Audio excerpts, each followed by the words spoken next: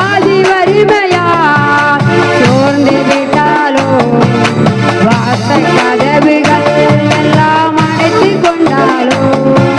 வியாதி வறுமையா சோர்ந்து விட்டாலோ வாசல் கதவுகள் எல்லாம் அடைத்து கொண்டாலோ ஒன்றும் என்னை கலங்க வைக்க முடியவில்லையே ஒன்றும் என்னை கலங்க வைக்க முடியவில்லையே கர்த்தர் கிருபை என்னை விட்டு விலகவில்லையே என் ஜெபத்தை கேட்கிறார் எனக்கு அருள்கிறார் கண்மலையில் என்னை வைத்து